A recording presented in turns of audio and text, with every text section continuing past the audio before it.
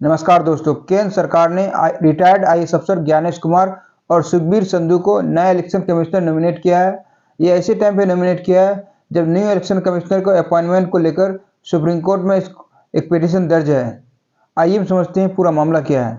आपको मालूम है कि लोकसभा चुनाव से ठीक पहले 8 मार्च को इलेक्शन कमिश्नर अरुण गोयल ने अचानक रिजिग्नेशन दे दिया, जिनके बाद 3 मेंबर वाले इलेक्शन कमेटी में सिर्फ chief election commissioner Rajeev Kumar अकेले बच गए, जिसके बाद बाकी 2 इलेक्शन कमिश्नर की अपॉइंटमेंट जरूरत हो गई थी, क्योंकि सामने में लोकसभा इलेक्शन था और अकेले चीफ इलेक्शन कमिश्नर से संभव नहीं था।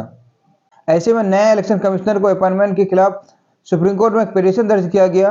पिटीशन में यह तर्क दिया गया कि नया इलेक्शन कमिश्नर सरकार द्वारा अपॉइंटमेंट किया जा रहा है लोकसभा चुनाव से जस्ट पहले। तो ऐसे में हम कैसे एक्सपेक्ट कर सकते हैं कि नया election commissioner free and fair election कराएगा। आपको मालूम है कि पिछले साल सुप्रीम कोर्ट ने इलेक्शन कमिश्नर को अपॉइंटमेंट करने वाले केस की सुनवाई करते हुए अपने फैसले में एक कमेटी बनाई थी, जो कमेटी न्यू इलेक्शन कमिश्नर को अपॉइंटमेंट करेगी। उस कमेटी में प्राइम मिनिस्टर होते थे, लीडर ऑफ अपोजिशन थे और चीफ जस्टिस ऑफ इंडिया थे।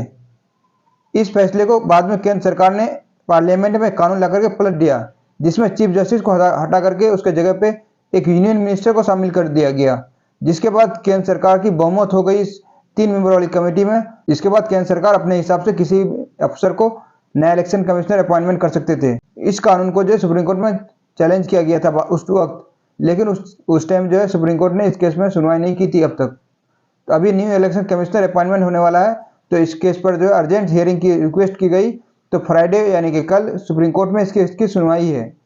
प्रधानमंत्री नरेंद्र मोदी, यूनियन मिनिस्टर अमित शाह और leader of opposition Adhir Ranjan Chaudhary, ये 3 मेंबर की कमेटी जो नए इलेक्शन कमिश्नर को अपॉइंटमेंट करती है, उसके लीडर अधीर रंजन चौधरी ने इस मीटिंग के बाद कई आरोप लगाए। उन्होंने कहा कि इस मीटिंग से पहले उन्होंने शॉर्ट लिस्टेड कैंडिडेट का नाम मंत्रालय से मांगा, तो उन्होंने 200 लिस्ट का नाम दिया, और जब मीटिंग से जस्ट पहले उन्हें शॉर्ट लिस्टेड 6 कैंडिडेट का नाम दिया गया, और मेरे आपत्ति के बावजूद सरकार ने जो है अपने हिसाब से फैसला लिया।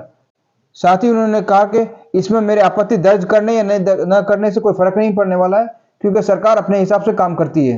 नए इलेक्शन कमिश्नर को अपॉइंटमेंट के खिलाफ कल सुप्रीम कोर्ट में याचिका पे सुनवाई है, और कल देखते हैं सुप्रीम कोर्ट क्या करता है, नए इलेक्शन कमिश्नर के अपॉइंटमेंट को रोकता है। वही अगर बात की जाए नए इलेक्शन कमिश्नर ज्ञानेश कुमार और सुखविंदर साहू के, तो दोनों 1988 बैच के रिटायर्ड आईएएस अफसर हैं। ज्ञानेश कुमार की बात की जाए तो वो सहकारिता मंत्रालय में सेक्रेटरी पोस्ट से रिटायर हुए हैं, और जब जम्मू कश्मीर से आर्टिकल 370 हटाया गया था, तो उस टाइम वो होम मिनिस्ट्री में जो है ज्वाइंट सेक्रेटरी पोस्ट पे थे। वही एक बार सुखविंदर साहू की बात की जाए तो सुखविंदर साहू भी 1988 बैच के रिटायर्ड आईएएस अफसर हैं। जुलाई 2021 में जो उन्हें उत्तराखंड का मुख्य सचिव नियुक्त किया गया, जो लास्ट ईयर में रिटायर हो गए।